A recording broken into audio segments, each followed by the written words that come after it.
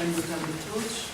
Sr. Presidente da Direção de Administração de Filatelia, Sr. Diretor da Direção de Filatelia do CTT, Sr. Representante da Fundação de Comunicações, Sr. Dr. Vieira Neiro, conferencista e convidados, conferencista João Soeiro, José Luís Frazão, caros convidados, é com imensa satisfação que inauguramos hoje na Biblioteca Pública o Salão de Filatelia açoriana.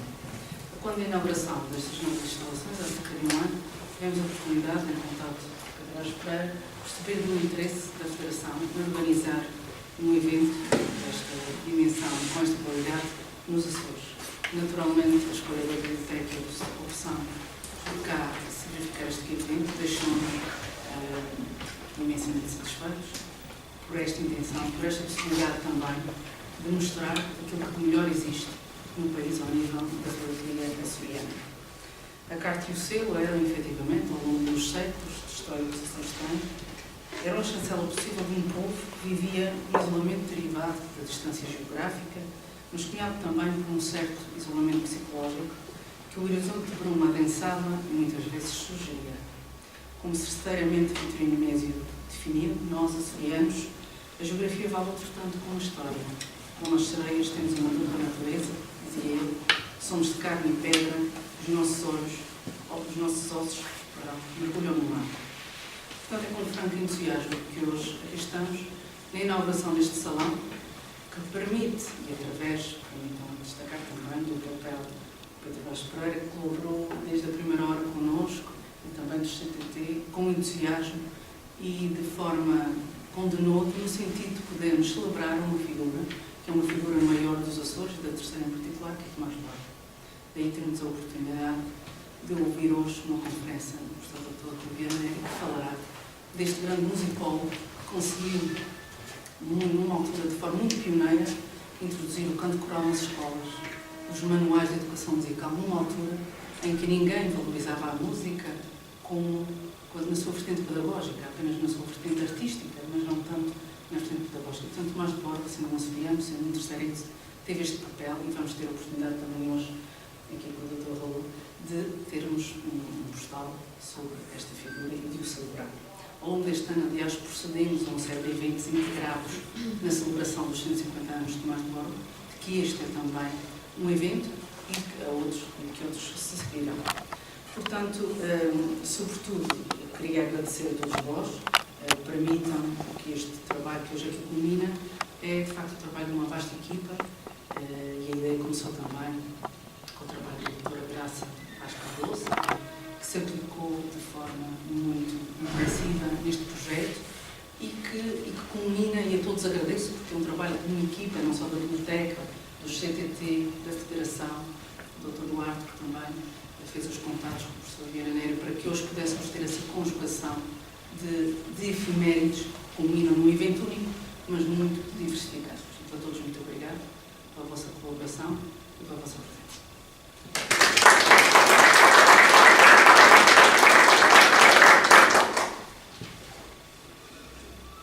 Senhora Diretora do Museu da Biblioteca da Ilha do Heroísmo, estimado, se me permite, confrade e professor Vieira Neiro, meu querido amigo Raul Moreira, doutor, diretor de filatelia, velho companheiro de Ruth, grande amigo.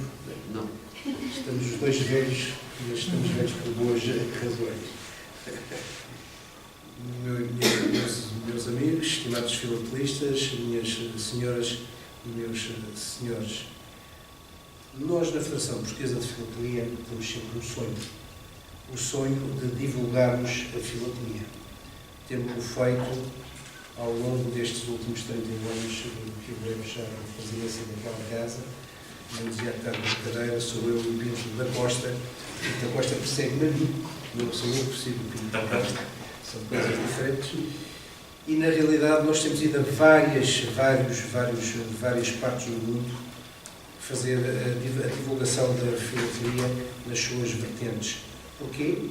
Porque somos uma federação de clubes federados, somos uma federação de filatelistas federados, somos uma federação como o futebol, o handball, o basquetebol, que competimos a nível nacional e internacional, apresentamos os nossos estudos e onde nós podemos apresentar realmente material de grande nível. O que está aqui hoje, e este era o nosso grande sonho, daí temos lançado o repto à senhora diretora, à minha amiga Graça Cardoso, doutora Graça Cardoso, lançado o repto de apresentarmos aqui um pouco da história, não só da história postal dos Açores, mas também do próprio arquipélago dos Açores.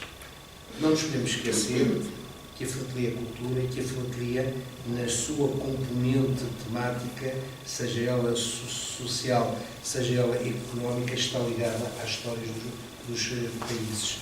Temos aqui, por exemplo, o quadro das censuras e dos prisioneiros de guerra de Angra do Heroísmo. Temos filatelia pré-adesiva, ou seja, antes da existência dos selos postais. Temos as provas da Fundação Portuguesa das Comunicações, que deram origem ao fabrico dos selos.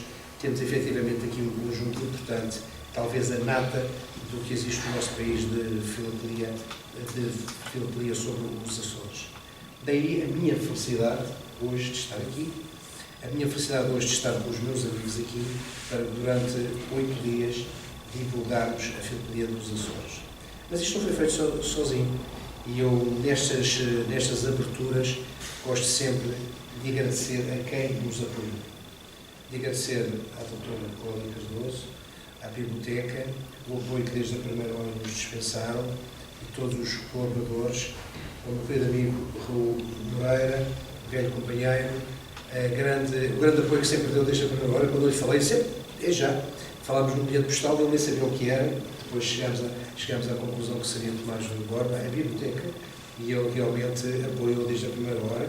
A Fundação, que apresentou aqui realmente apresenta um conjunto de peças importantes, para agradecer também o vosso esforço na Fátima Santos Marques, na pessoa da doutora Fátima Santos Marques, aos meus colegas que prepararam as conferências, e dizer que gostaríamos que nos fosse útil.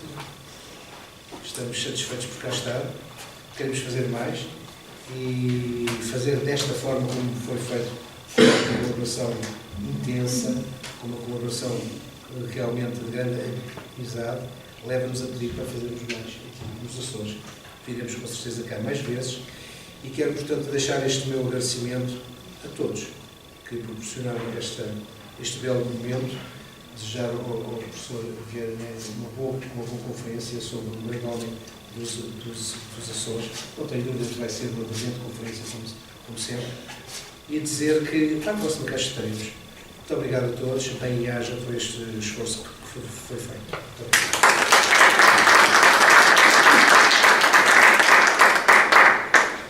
Então, parece que chegou a minha vez. Deixei-me cumprimentar a senhora diretora da Biblioteca aqui de Angra, o professor Vieira Neves, também nosso amigo, de trabalho que temos juntos, e muito bom que foi feito. Nós esperamos dar-se nosso também companheiro de muitos anos e todos aqui presentes.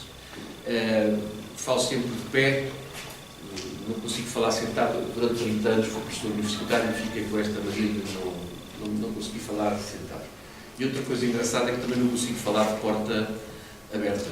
Tinha que mandar fechar a porta. Ainda hoje estou para saber se era para evitar que os alunos entrassem ou se era para impedir que eles saíssem. Mas isso também me interessa fechar a porta. Isso aqui é difícil porque o espaço é diferente. Bom, eu começo pelo fim. E o fim era a vontade expressa aqui que nós regressássemos a este local para falar de filatelia e, evidentemente, de outras figuras. Bom, tem que ser em 2019, neste Lacerda, não é? Cuja vida se cruza com o Tomás de Borba, terá sido professor do outro do Conservatório, 2 anos de diferença, mas que temos que vir também, evidentemente, honrar daqui a 2 anos por motivos históricos importantes e por um motivo não histórico também ele importante, uma vez que é bisavô do Presidente dos Colégios, mas pronto, Portanto, fazermos este postal de homenagem a Tomás de Borba não foi assim muito difícil, porque quando levei ao Conselho de Administração eu disse, olha, faça este, depois temos o outro. Então as coisas rapidamente se resolveram e como pouco. O que vamos fazer agora é pôr em circulação este postal, uma cerimónia antiga, que dizem que se realiza desde 1853, quando o Dom Fernando Sá de Segundo, pela primeira vez, terá posto o carimbo, os selos da Ana Maria, de sua autoria, de seu desenho, que circularam em Portugal. A história toda a gente conhece, alguns senhores aqui dos Açores se calhar não conhecem, portanto vou pedir licença ao Pedro que mais uma vez faça eco deste texto apócrifo e que resulta no seguinte: o Dom Fernando era músico também, mas parece que não tocava bem, mas batia-lhe palmas por ser príncipe, isso era normal, não tinha problema. Mas para além disso tinha uma educação artística engraçada. Uma das questões que me colocaram quando fui fazer a cerimónia dos 500 anos da Reforma Protestante era porque é que um príncipe de uma casa protestante tinha casado com uma princesa católica, como é que isso era permitido? E a resposta é simples: não foi ele, foi o pai, não é? O pai dele é que casou com uma princesa católica na Hungria. E, segundo consta, ele não casou com a princesa católica, ele casou foi com os 170.000 hectares que ela trazia de lote, que é uma coisa um bocadinho diferente, que era a princesa da Casa Corrado e os maiores proprietários da Europa, na altura, um dos maiores proprietários da Europa. E, portanto, quando o Fernando se chegou cá, já era católico, não havia problema ter casado com Dona Maria. Bom, mas ele interessou-se pelo selo, havia uma relação de parentesco, eram primos com o Príncipe Alberto. O selo nasce em Inglaterra, como sabem, em 1840, no ano exato do casamento da Rainha Vitória com o Príncipe Alberto. E, portanto, o Príncipe Alberto e Dom Fernando conheciam-se, havia relações de parentesco, e a introdução em Portugal da reforma postal à moda de Roland Hill, à moda de Inglaterra, foi fácil e relativamente rápida, 40 para 53. O desenho da efígie de Dona Maria que aparece nos selos é feito por ele, conhece, todos sabem a minha vontade e o meu desgosto de não ter podido ainda comprar a famosa carta que Dom Fernando dirigiu ao primeiro abridor da Casa da Moeda, Borja Freire, com o desenho do selo da Rainha e com as indicações de como queria que esse selo fosse gravado, mas não hei de reformar sem a comprar, portanto, veremos se tenho boas notícias em 2019, depois cá estiver outra vez, para dar sobre essa matéria. Está em Itália, como todos sabemos. Eu cheguei ao leilão na Suíça, mas eu levava 10 mil contos, aqui foi vendido por 17 mil, não há milagres, então, é a vida. Dom Fernando, como eu disse, estava interessou-se por aquele desenho, achou graça, e perguntava quando é que os seus estão feitos, quando é que eu posso ver. Na altura, recuando os anos, 1798, Dona Maria I tinha recomprado à família Gomes da Mata o ofício postal, da execução do serviço postal em Portugal. O Correio foi privatizado 2 vezes, a primeira vez em 1606, por Filipe II de Espanha, e a outra vez em 2013, ainda estamos todos cientes do que aconteceu, porque está muito próximo de nós. Dona Maria II, portanto, já não tinha, no reinado de Dona Maria II, já não havia a figura do Correio-Mor. O último Correio-Mor é José da Maternidade da Mata Sousa Coutinho, primeiro conde de Penafiel, vendeu, entre aspas, cedeu a Dona Maria I o cargo. Não lhe pagaram dinheiro, segundo parece, mas atribuíram-lhe tensas. Mas o engraçado também é que a tensa foi atribuída a 5 pessoas, a ele e à mãe e aos 3 irmãos. E, portanto, a tensa para a vida hereditária. Hereditária não, vitalícia, tensas vitalícias. E, evidentemente, deram também o título de conde de Penafiel. Portanto, não havia Correio-Mor, mas havia um alto funcionário que se chamava Superintendente-Geral de Correios e Telégrafos, na altura, que se dirigiu ao Palácio das Necessidades, nesse dia de junho, pensamos, com a tal folha de selos. E colocou a folha de selos Dona Maria, a primeira que tinha saído da impressão, e o rei, porque já era rei, perguntou-lhe: e agora o que é que acontece? E o homem agarrou num carimbo, não era bem isto que eu aqui trago, bem assim, mais jeitoso, era uma coisa grosseira, com a ponteira em ferro e o cabo de carvalho, e dá uma pancada na cara da rainha. E o príncipe não gosta e mandou para casa. Não acha aquilo bem. Está a bater na cara da mulher e mandou para casa. E depois, no outro dia, volta a chamá-lo e diz-lhe: ao superintendente, eu entendo porque é que os selos para circularem têm que ser primeiro marcados, mas toda a gente por esse país fora vai começar a bater na cara da minha mulher, o senhor não leva a mal, mas eu quero ser o primeiro. E, portanto, esta é a história que se conta e qual vamos fazer aqui o reenactment, não é? Portanto, vamos fazer a praxe do lançamento do postal, convidando para dar a primeira carimba dela na cara de Tomás de Borba, à sua diretora da Biblioteca Municipal.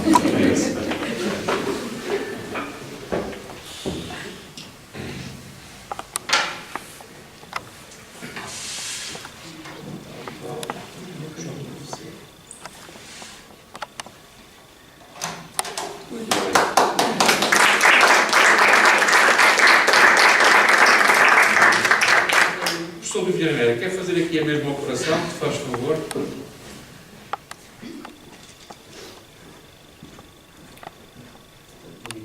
Está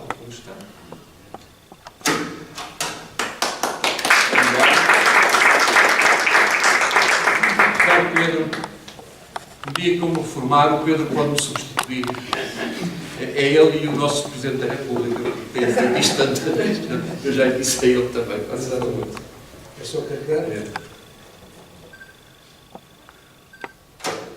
Olha, coisa que eu E o que vamos fazer agora é o seguinte. Agora vou pedir à doutora Paciente e ao Pedro, porque é mais fácil de assinar enquanto estão sentados. E vamos assinar todos os postais.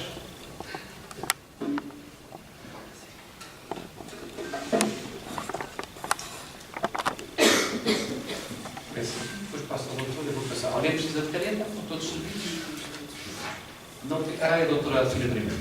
Sim, primeiro. O professor, depois o Pedro. Sim, ali, nessa linha. São postais que vamos oferecer, evidentemente, às entidades que estão a assinar. Eu gostaria de oferecer outro aqui à biblioteca, como é óbvio, para ficar no arquivo histórico, e tenho que levar um para a Fundação, que aliás vou dar já à Fátima, que está cá, para a memória histórica do que se passou aqui hoje, tem que lá ficar também. As pessoas passam, mas os momentos devem ficar. Portanto, seria um sim.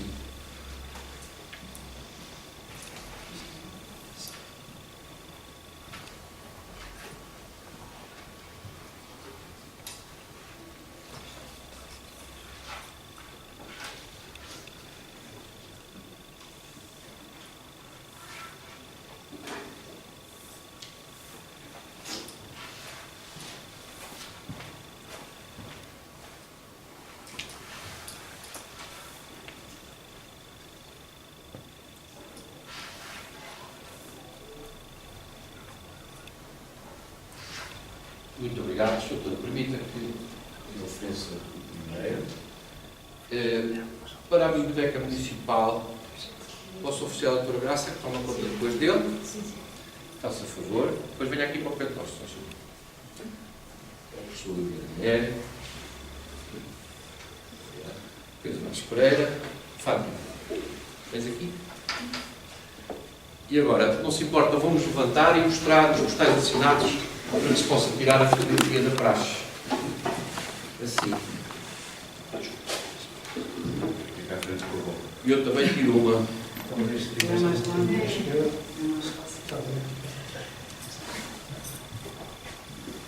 Muito bem.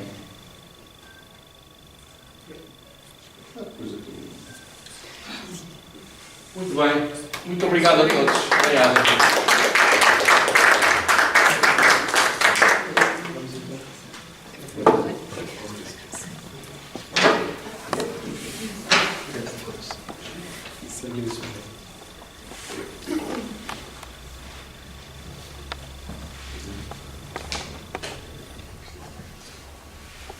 Senhoras e senhores, senhora diretora, cabe-me apresentar o Sr. Professor Rui Vieira Neri.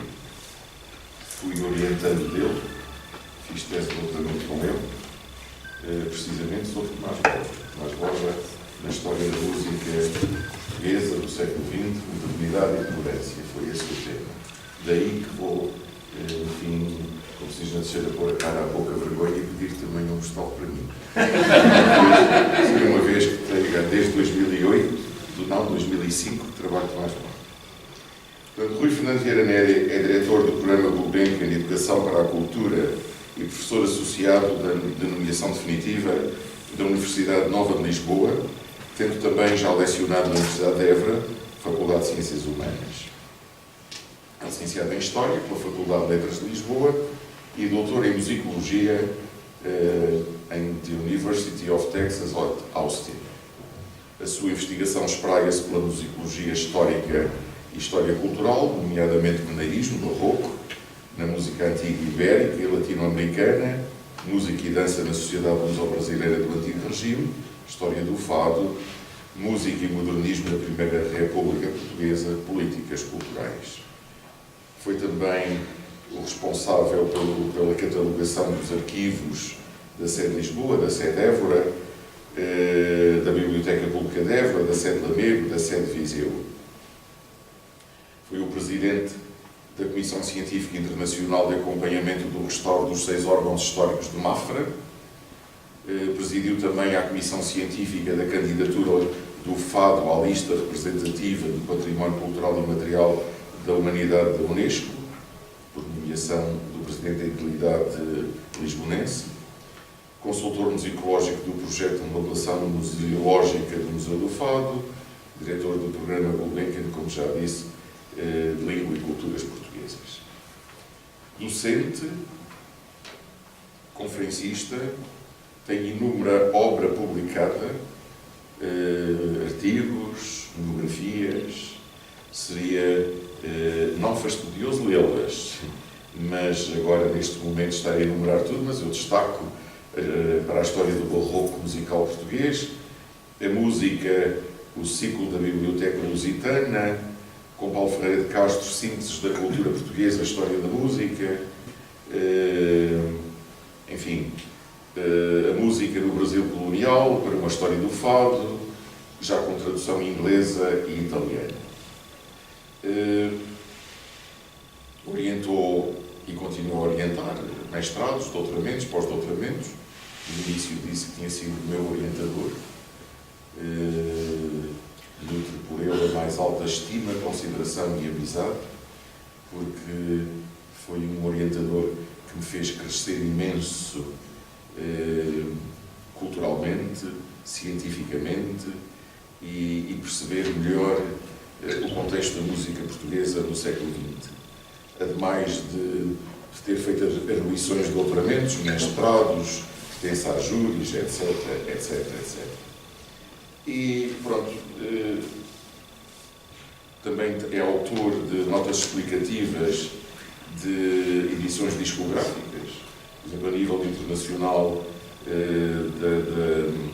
dos CDs de Jordi Savall, que também foi meu professor, por sinal, na Escola Superior de Música de Barcelona, da Catalunha, em Barcelona, Cristóbal de Morales, Francisco Guerreiro, Vitória, Luís de Milão, Montserrat Figueiras, mulher do Jordi Savall, também assisti a algumas aulas dela.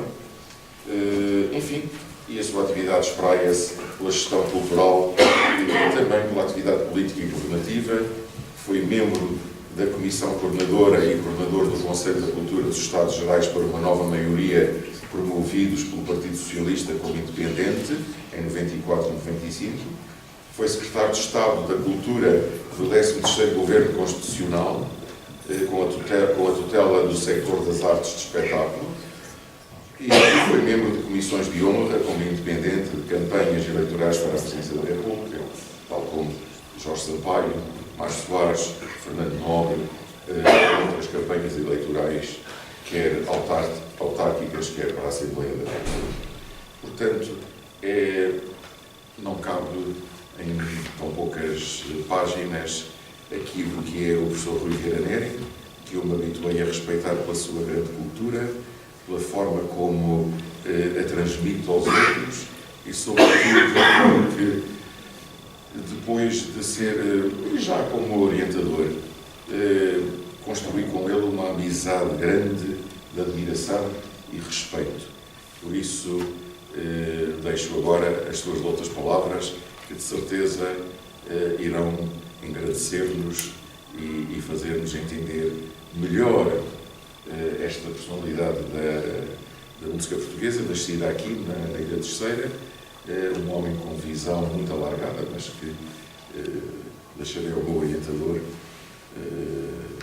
enfim, explanar isso, e sobretudo um homem que se preocupou em levar a música às escolas e em fazer com que a sociedade fosse um pouco melhor, integrando a arte nos currículos escolares. Muito obrigado.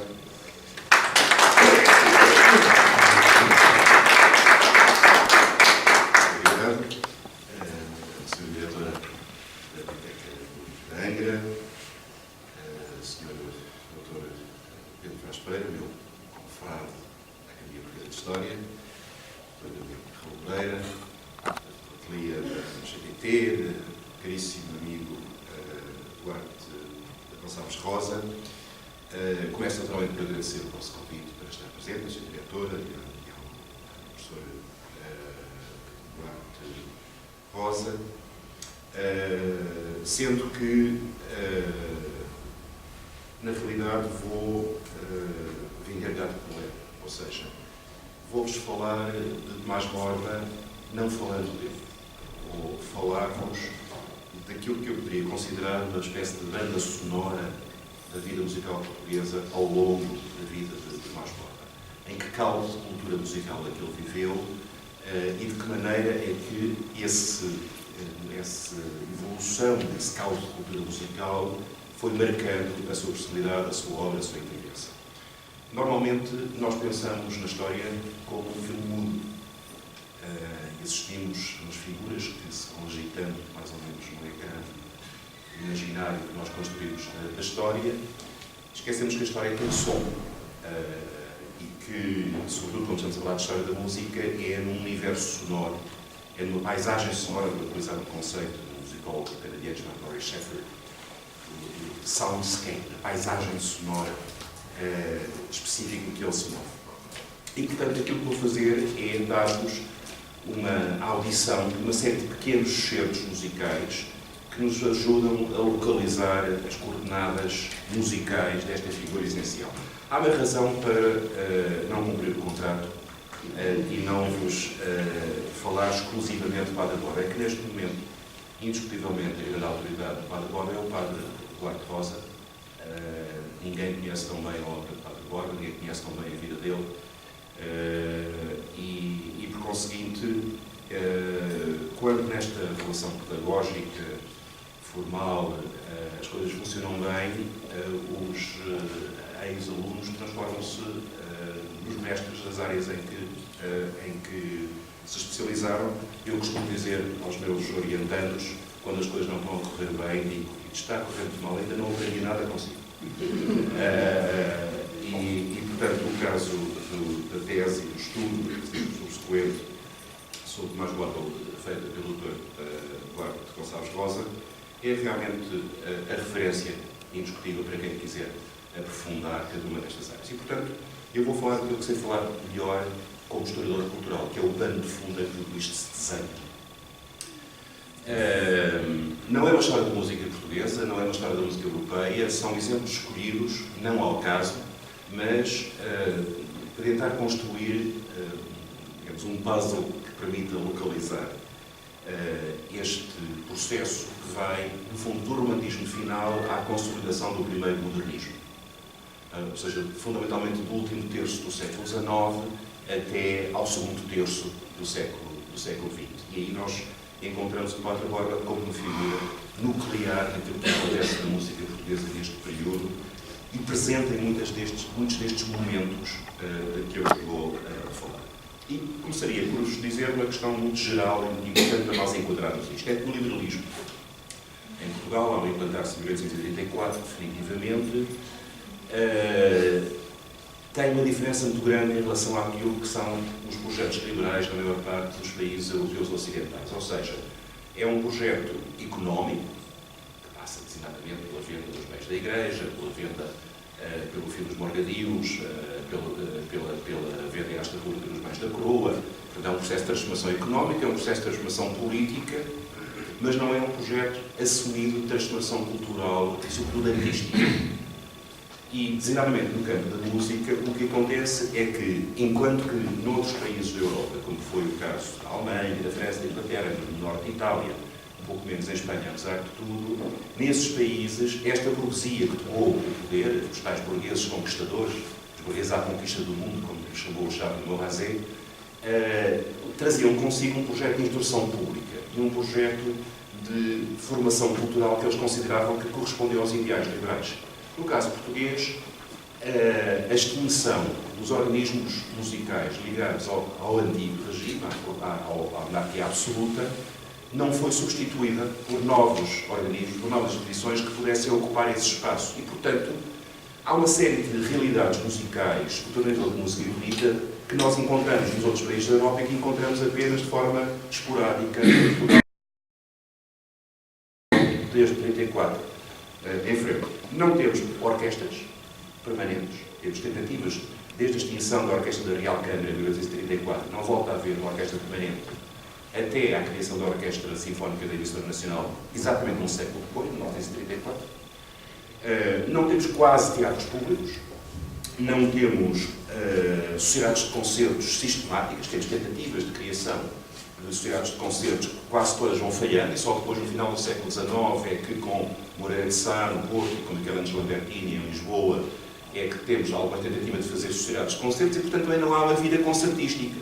Não há recitais, não há concertos públicos sistematicamente. Então, o que há? Há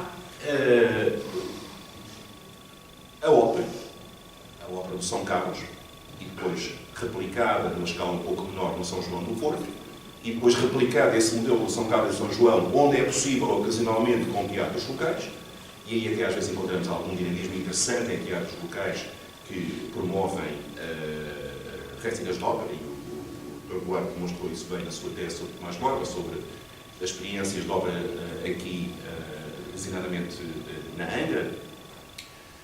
Mas esse é um modelo de ópera associado à ideia de uma distinção social. A elite, que quer ser chique, vai à ópera. E é um fenómeno ligado, sobretudo, ao repertório italiano e francês. Eu ia começar-vos com um pequeno exemplo musical.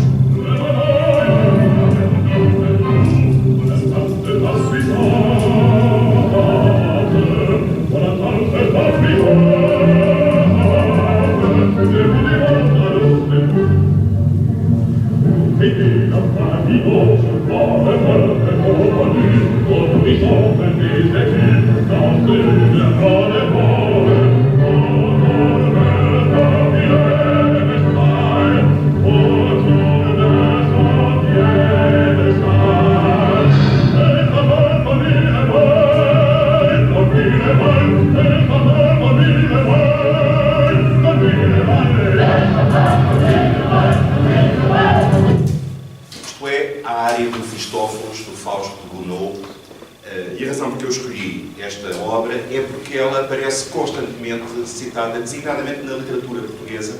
Lembram-se que o João da Iega nos Mais aparece vestido de Mefistófeles ao Carlos da Maia, o Camilo Castelo Branco, que fez crítica musical prolongadamente nos jornais do Porto, repetidamente faz a crítica às récitas do Fausto de Gounod no Teatro de São João, e até críticas que demonstram um conhecimento musical muito interessante. E, portanto, este é um dos aspectos da vida musical portuguesa. Ópera como fenómeno, mais do que fenómeno cultural por si próprio, como um fenómeno de sinal exterior de distinção para a elite da monarquia constitucional.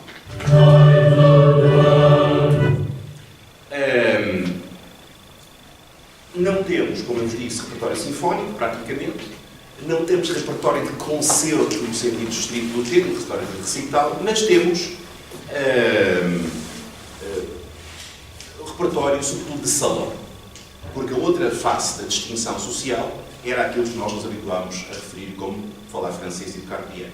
Uma menina de boa família, uma das formas de mostrar a distinção da sua família era ter aprendido um bocadinho de francês e era ter aprendido a tocar piano. E, numa época em que não havia naturalmente música gravada, o salão era o espaço por excelência da prática musical erudita. Uma família de posição naturalmente ensinava aos filhos música e, para o horror dos seus convidados às vezes, ao fim do jantar, as meninas da casa cantavam e tocavam. E quais eram os modelos? Bom, vamos pôr um exemplo de um compositor também internacional, Saint-Saëns, que em 1870 está em Portugal, é recebido designadamente pelo rei Dom Luís, que era do homem, tocava violoncelo, e ao rei Dom Luís dedica esta obra chamada Une nuit à Lisbonne, uma noite em Lisboa.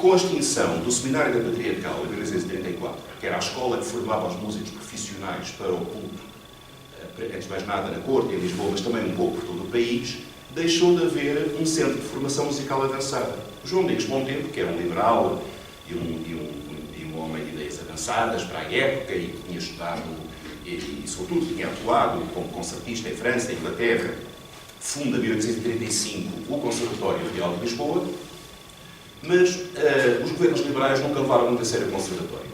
E o projeto que o João Domingos Montempo tinha de uma escola de formação avançada acabou por ficar reduzido a uma escolinha para ensinar piano às meninas, por um lado, e ensinar aos instrumentistas de orquestra uns rudimentos para eles poderem tocar para as orquestras dos teatros, de opereta e de música ligeira.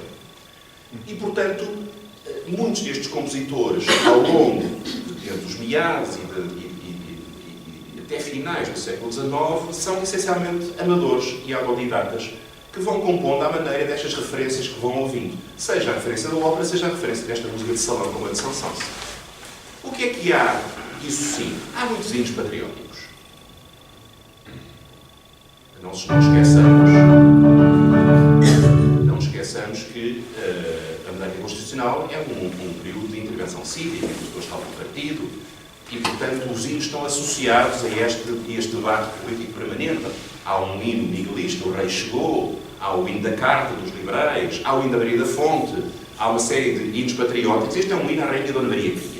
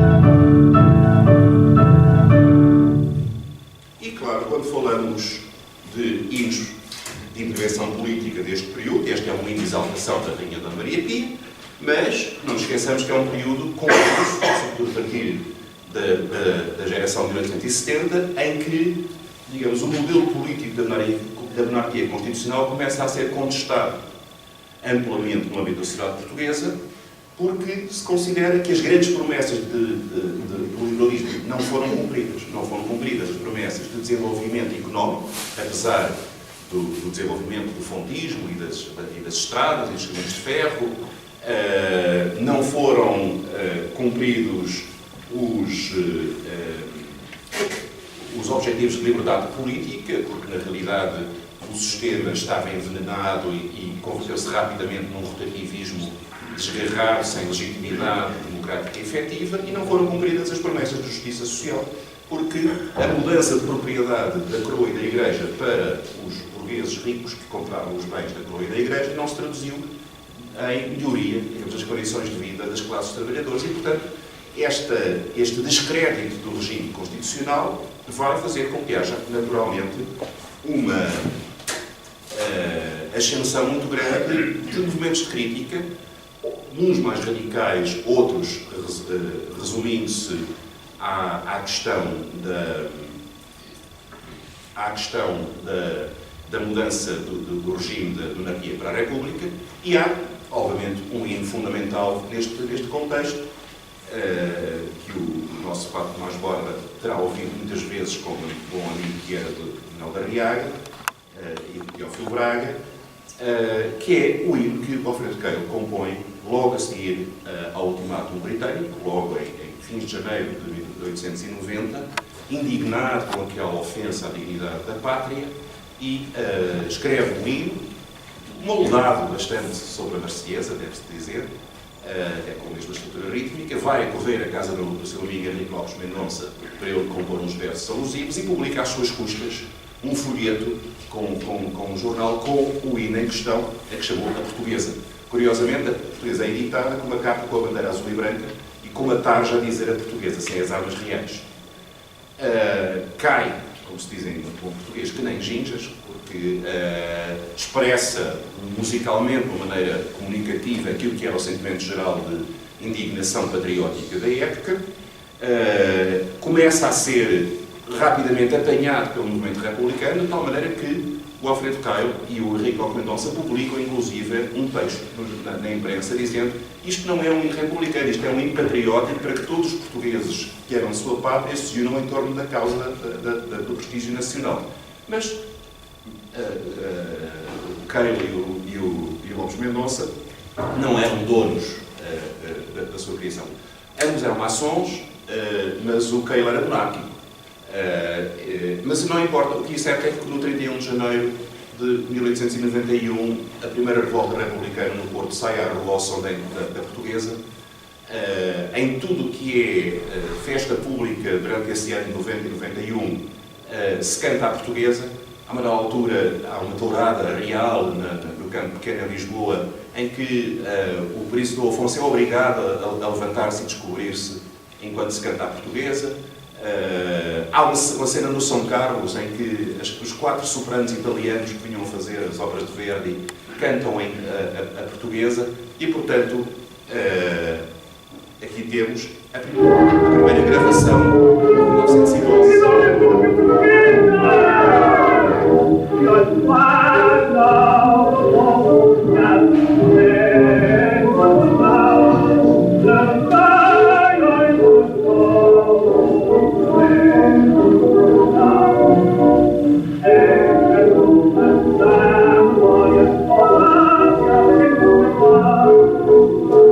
Suponho que conhecem.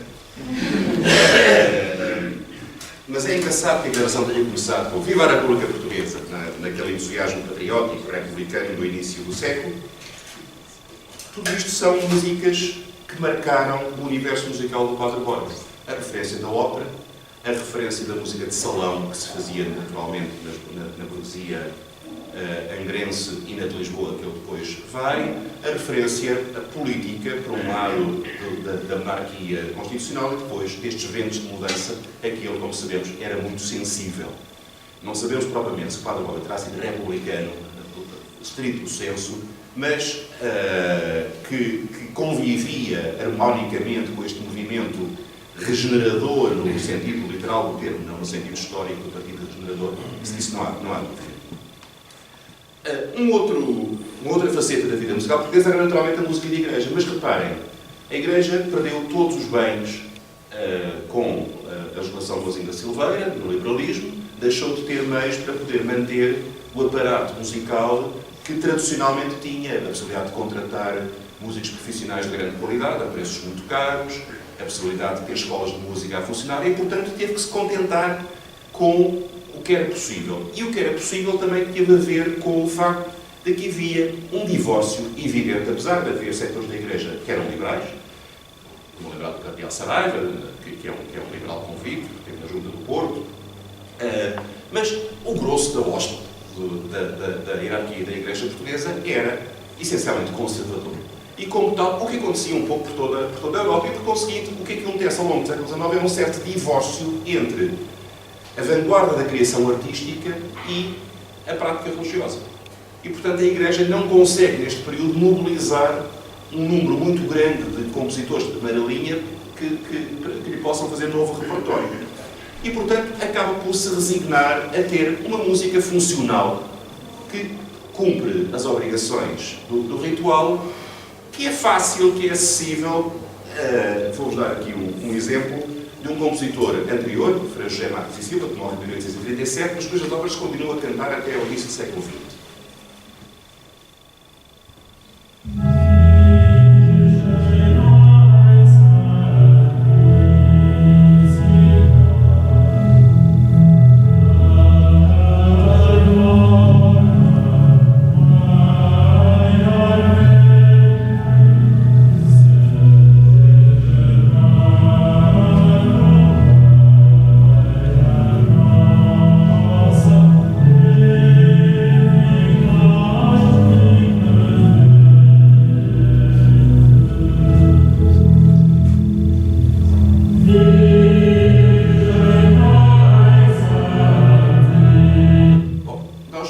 de certa maneira, reconhecemos estas sonoridades numa música de igreja, digamos, um bocadinho descuidada, mas tradicional, fácil, acessível, jogando numa melodia cantável que entra no ouvido, sem grandes preocupações de sofisticação musical. E esse é o universo musical característico de uma grande parte da música de igreja no período em que o Borba emerge, o que é extraordinário, reforça ainda mais a originalidade da criação musical dele, especialmente no âmbito da música sacra, porque ele tem outra exigência que não é esta. Também ainda no âmbito, voltando à música de salão, à tal música que se cantava, que se tocava nos salões das classes médias e altas portuguesas, a canção de câmara típica romântica. Esta é uma canção do italiano chamado Alberto Sarti, que viveu em Portugal, e é uma gravação de um tenor madeirense, portanto, chamado Lumelino Silva, que viveu entre finais do século XIX e inícios do XX, a quem chamaram o Carlos Português.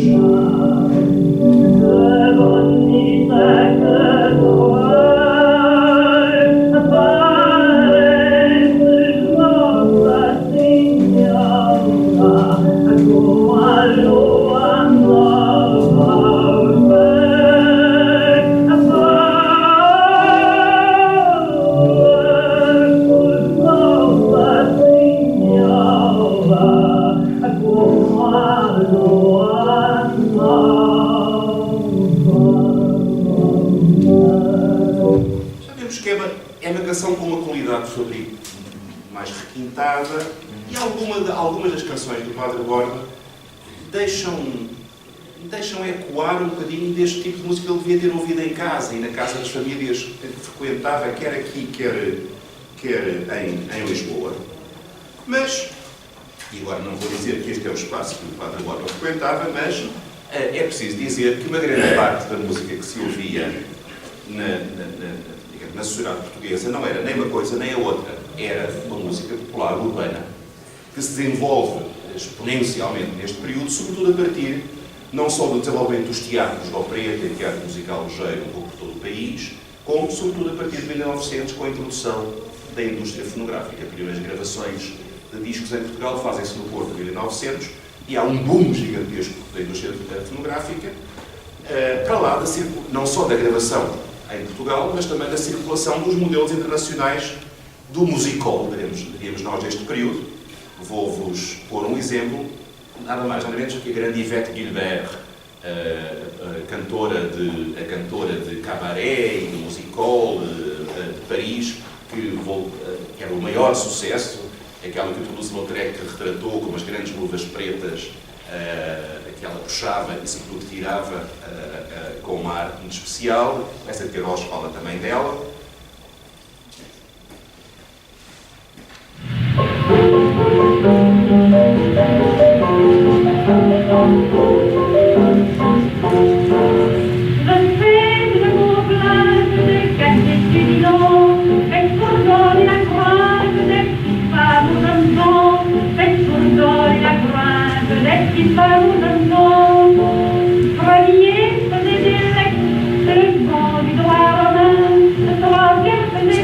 Nas cançonetas toda essa fala que ela Steinbroker cantava entre rapazes e duas cortinas corridas, como ele disse, e este universo de referência.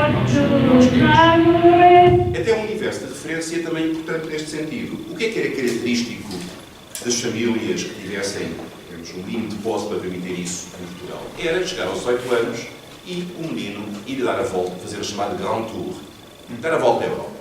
Isso era, por exemplo, acontecia muito nas famílias ricas do Porto, tinham muitos negócios em Inglaterra e na Alemanha e, portanto, os meninos iam conhecer os seus contactos comerciais tradicionais em Londres, em Berlim, passavam por Paris, uns lados tratavam dos negócios, outros lados tratavam de outros negócios que eu não posso dizer aqui em público, mas que a gente imagina quais fossem, designadamente ir ao Moulin Rouge e ir a esses sítios em que se ouvia esta música, e tudo isto entra no imaginário musical urbano da cidade.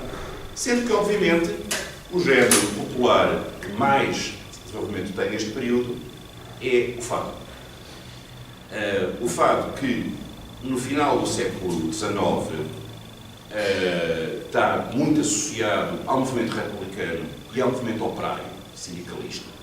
Letras muito militantes a falarem de Proudhon e de Kropotkin e de Marx e de José Fontana e de Antero Quental e muitas letras republicanas militantes. E depois, durante a Primeira República, essa intervenção política continua através desta música que o Padre Borba deve ter ouvido muitas vezes a caminho do Conservatório ou da Academia de Mouros, mas vou expor talvez o fado mais conhecido do período republicano. Muitas vezes o fado continuava a ter esse papel de crítica política, e este conhecem muito bem, vão já ver.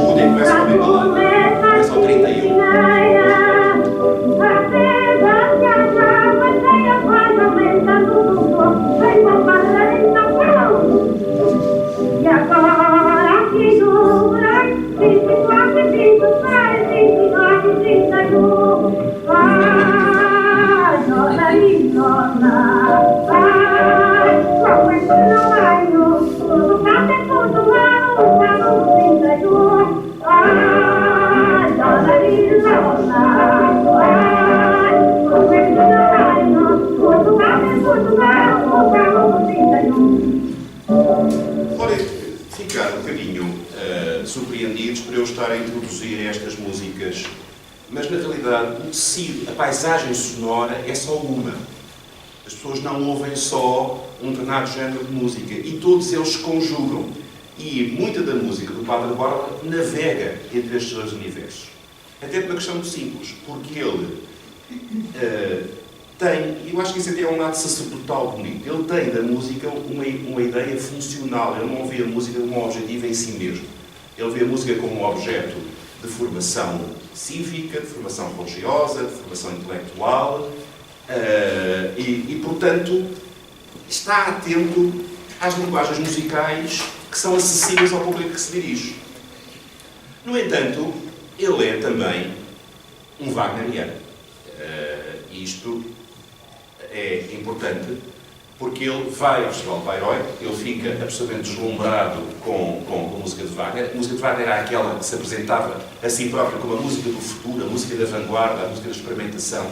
E, mais uma vez, aqui temos dois extremos entre os quais o Padre Borba balança. Por um lado, este aspecto de musicalidade natural e instintiva que valoriza a comunicação, e, por outro lado, este fascínio pela música mais de vanguarda, mais experimental. Designadamente,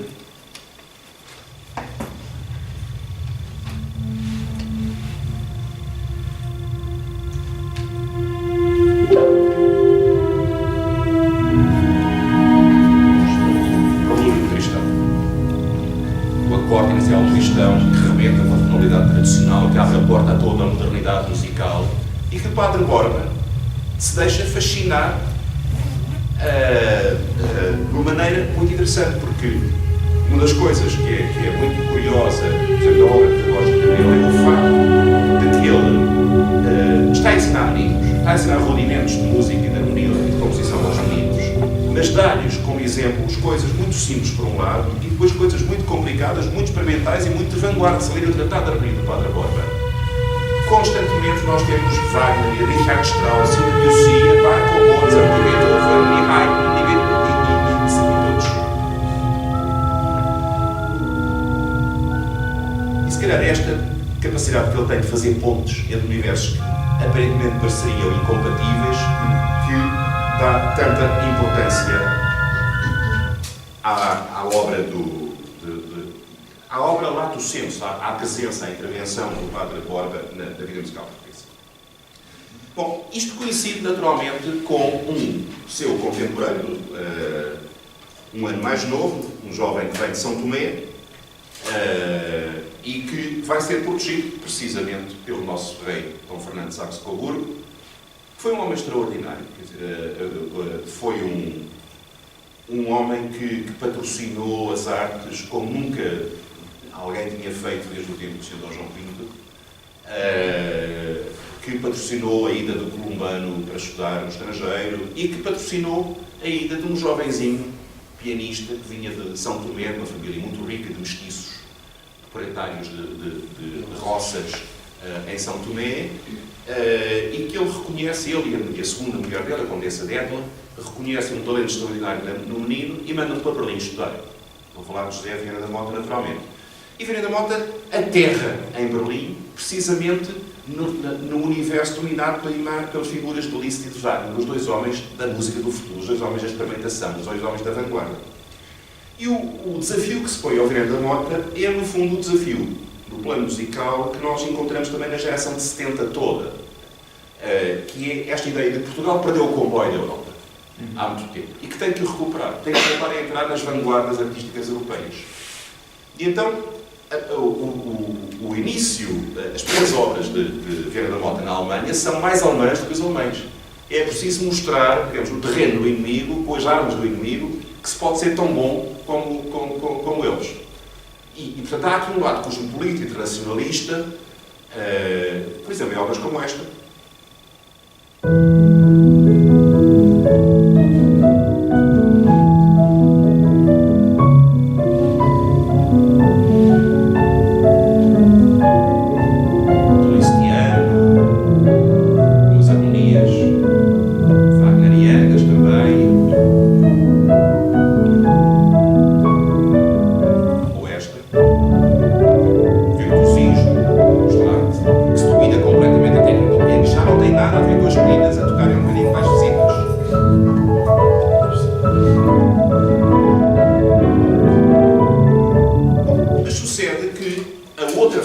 Deste romantismo musical de ponta em que o Vieira da Mota mergulha é o das correntes nacionalistas que emergem um pouco por toda a Europa. Um bocadinho na sequência de filósofos alemães do primeiro romantismo, como Herder, como os irmãos Schlegel, que acreditam no chamado Volksgeist, o espírito do povo, a ideia da identidade nacional que se teria que construir a partir das raízes das músicas tradicionais populares desses países.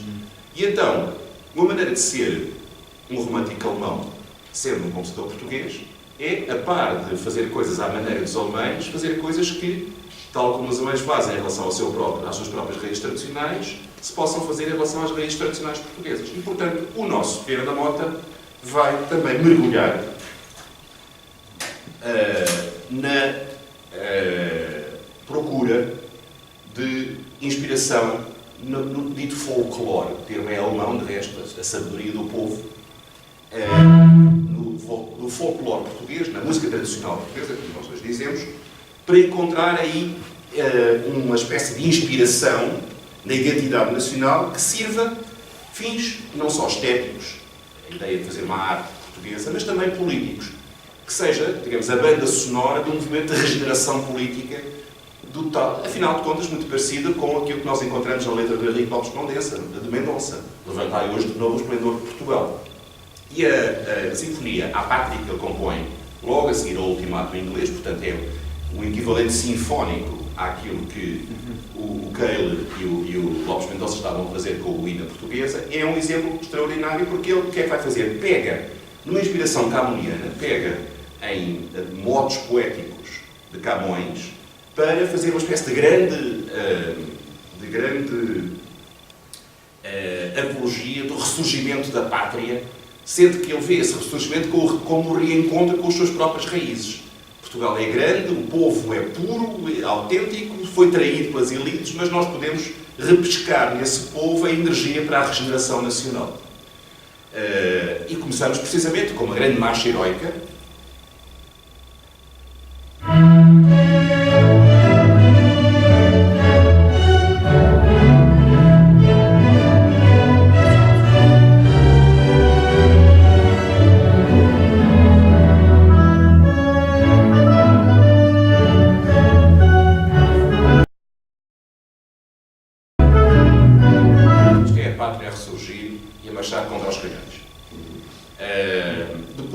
há um segundo andamento que é uma espécie de elogio à terra, à paisagem, digamos, ao cenário. A Sra. Diretora falava da união entre a geografia e a história. E ele aqui está a falar de geografia, está a dizer, é nesta terra que nós temos raízes. E até uma coisa idílica, bonita, muito lírica, é um Portugal profundo, que não tem tudo o que fizeram dele.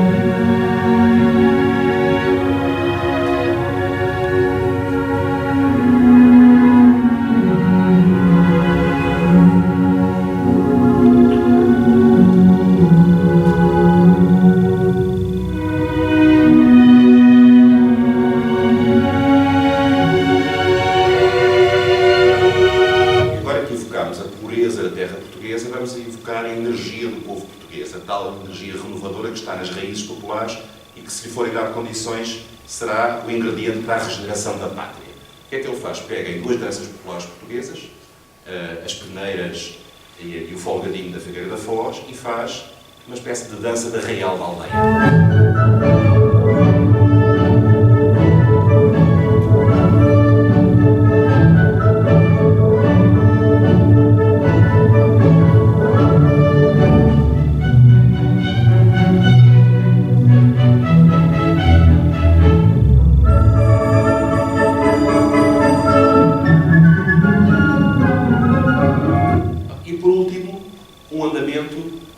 Chama, portanto, não sou eu que estou a pôr palavras na pena ou na boca do Vieira da Mota, ele chama de decadência, luta, ressurgimento.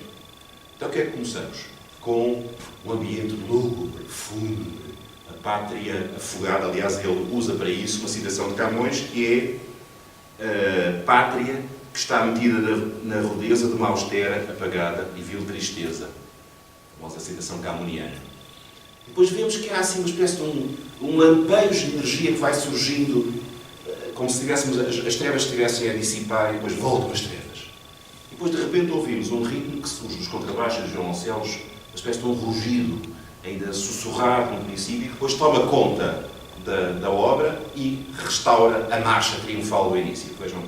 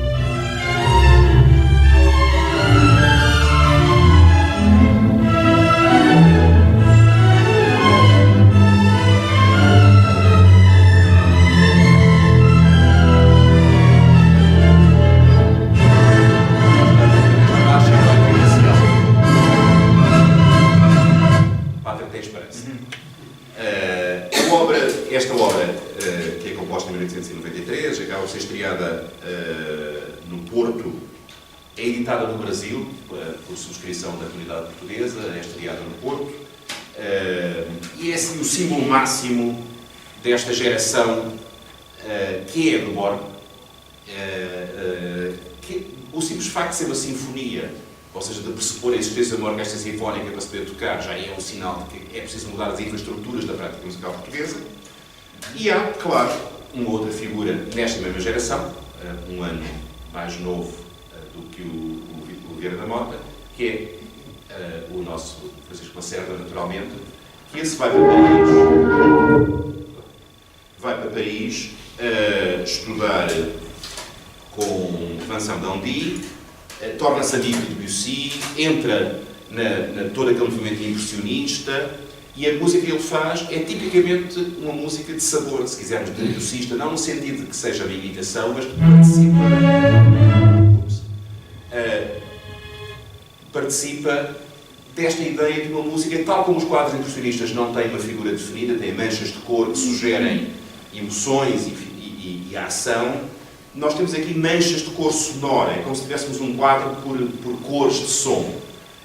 Vejam, por exemplo, esta peça que ele compõe, já em 1926, é já da fase de grande maturidade dele, mas que é a descrição do Castelo de Almorol, perdido no meio do Tejo, numa ilha, um castelo templário, cercado de nuvens, um castelo templário, um castelo medieval, e, portanto, a ideia da raiz histórica de Portugal a acordar.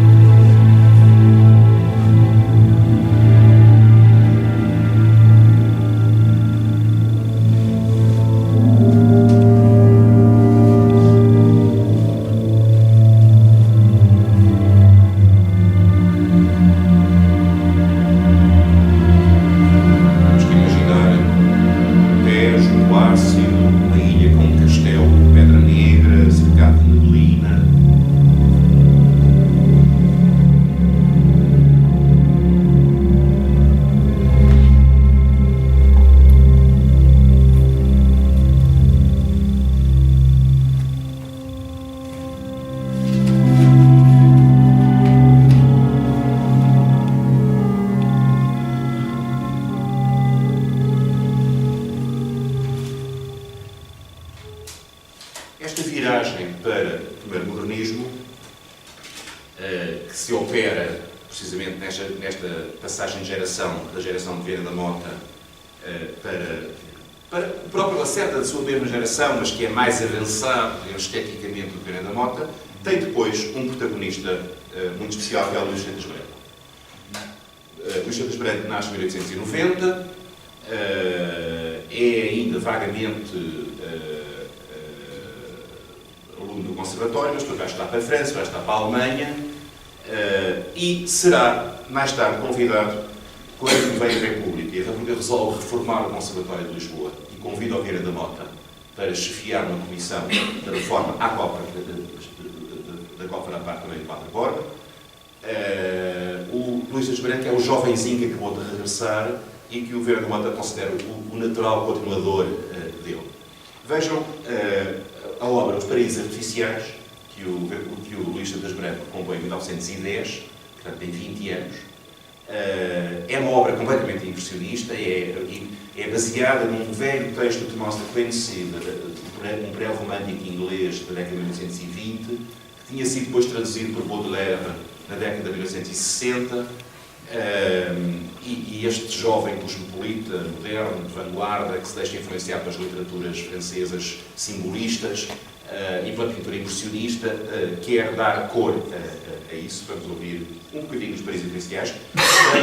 Em 1913, 3 anos depois da data de composição do Teatro República, o atual São Luís, dirigidos por Pedro Blanc, é um escândalo, as pessoas quase que andam à bulha, à porta.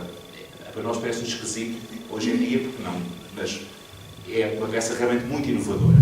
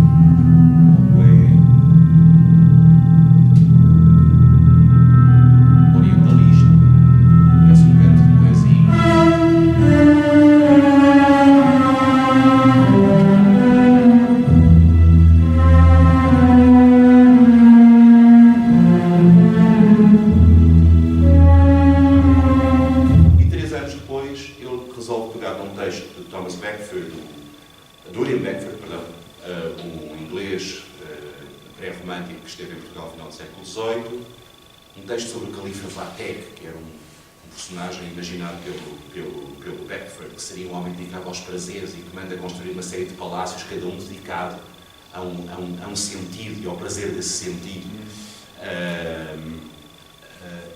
E nessa obra, o Jesus Branco chega ao extremo da experimentação musical. Reparem, de tal maneira que ele não tem coragem de estrear a obra. Ela só acabará por ser estreada já depois da morte dele, nos anos 60, no Festival Gulbenkian. E vejam porquê. Esta é a terceira variação.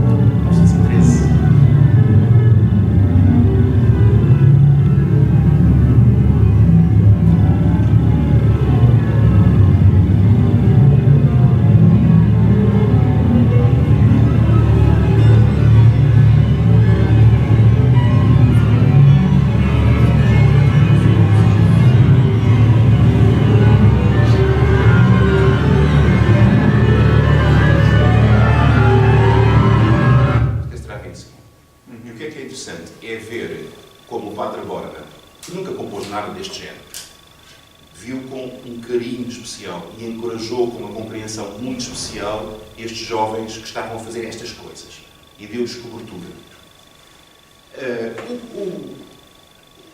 O personagem que naturalmente é o contador natural do Jesus Branco é Fernando Lopes Graça, que nasce em 1906. No fundo ele é apenas 16 anos mais novo que Luís Jesus Branco. Vai ser ele próprio também aluno do Padre Borba. E a primeira obra, o Opus 1 de Lopes Graça, é também um sinal de modernidade evidente. São variações sobre um tema igual a português. E aqui a influência não é tanto dos impressionistas e de Stravinsky, é a de Bartók. É a ideia de ir à procura das músicas tradicionais, no folclore português, não daquele lado bonitinho, mas do lado rude e regular, avesso às normas da música académica. Vejam.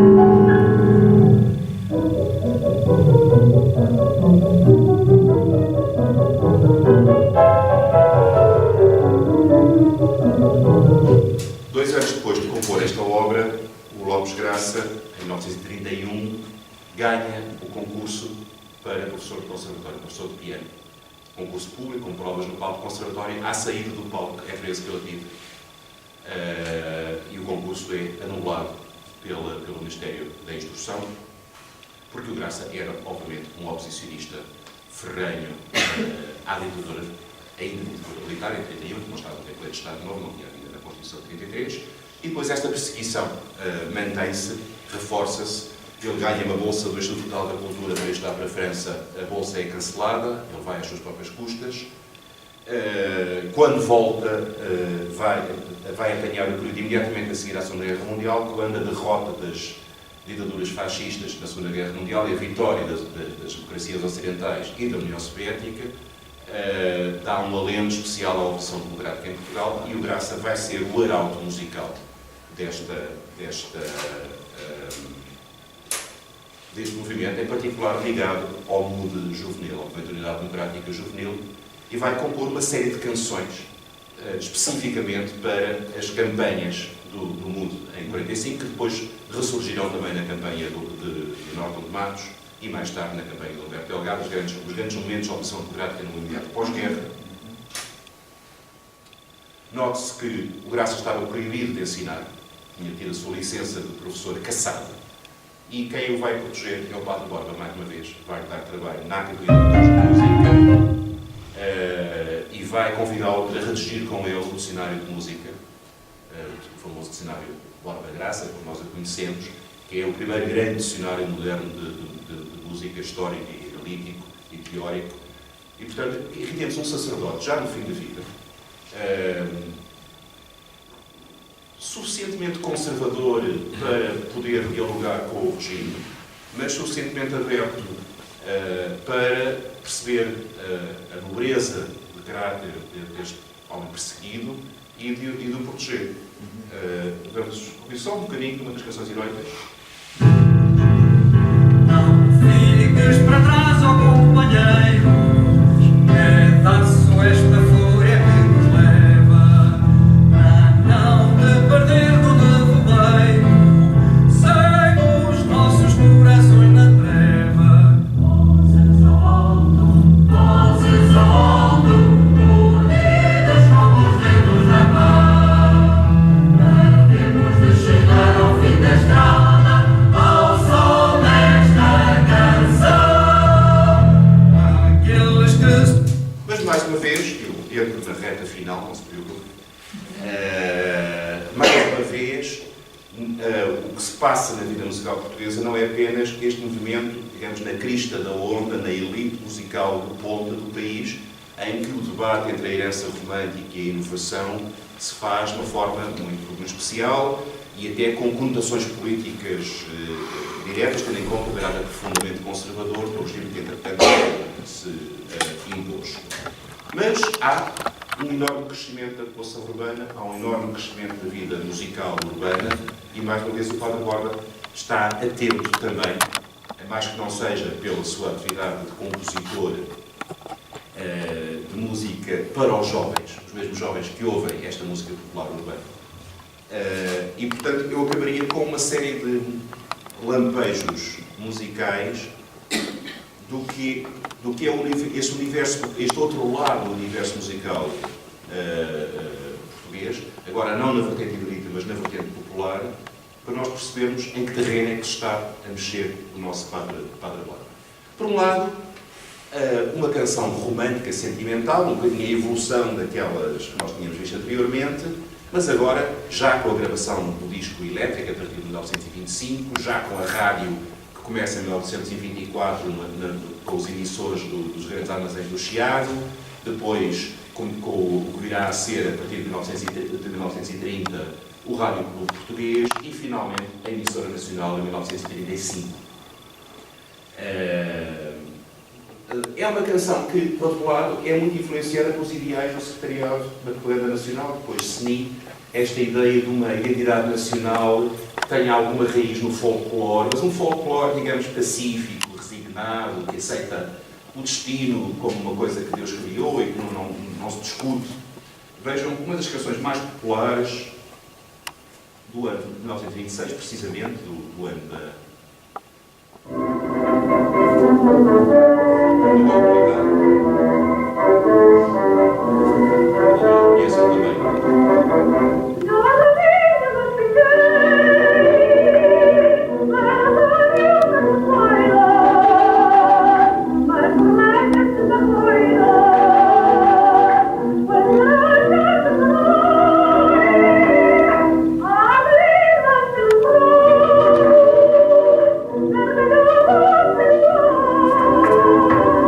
Yeah.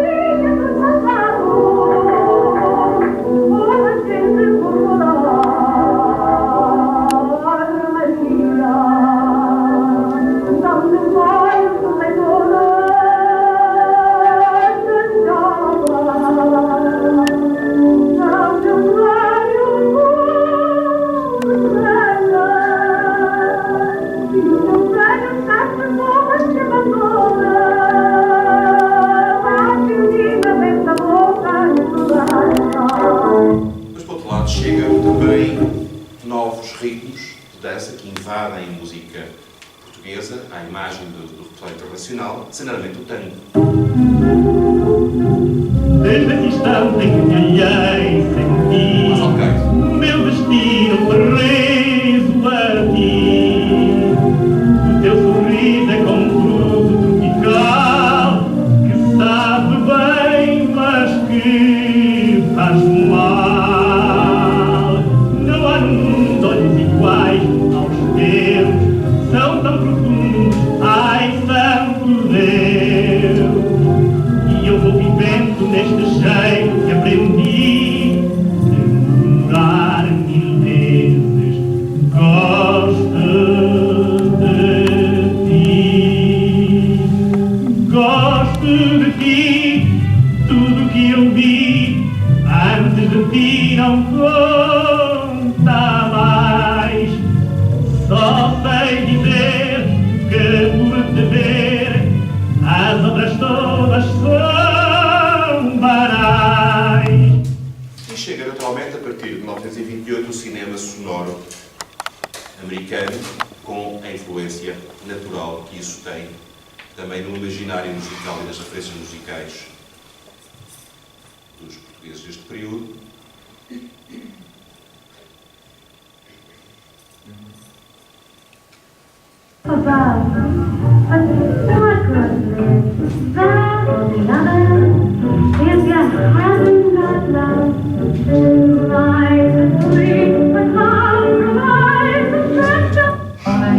Where she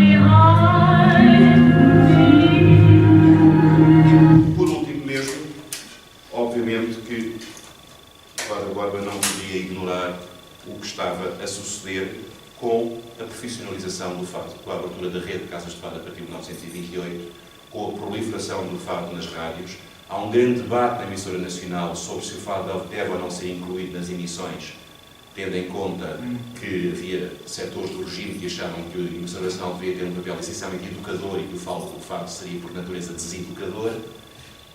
O primeiro presidente da emissora nacional, António Joyce, que é um próximo do António Ferro, é completamente contrário, mas é rapidamente substituído por um homem mais pragmático, que é no sentido mais prático, chamado Henrique Galvão, que é na altura um dos defensores do regime de que mais tarde são os principais adversários, como sabemos, e o Galvão, com esse seu pragmatismo de tropa, diz, bom, isto é como a cenoura e o burro.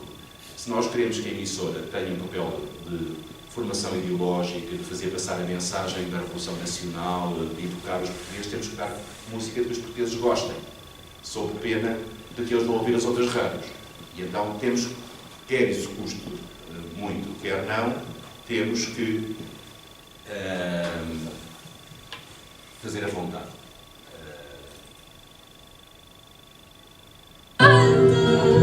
Trago esperança perdida, ando perdida entre a gente. Ai, não morrerei, tenho vida. Ando perdida entre a gente. Ai, não morrerei, tenho vida.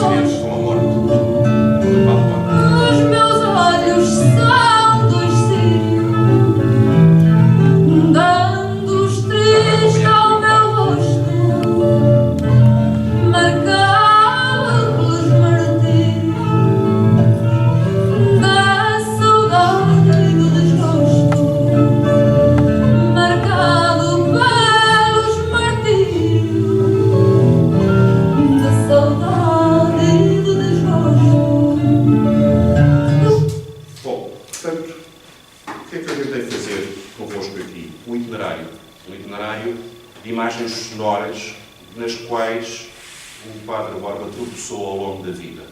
O caldo de cultura musical em que nasceu, as referências de mudança que foi encontrando, as músicas que acompanharam os momentos políticos de transformação que ele atravessou e de que em vários momentos foi, de alguma forma, protagonista, não tanto na luta política direta, mas, digamos, na retaguarda cultural que acompanhou esses processos de transformação, e, sobretudo, nesta ideia de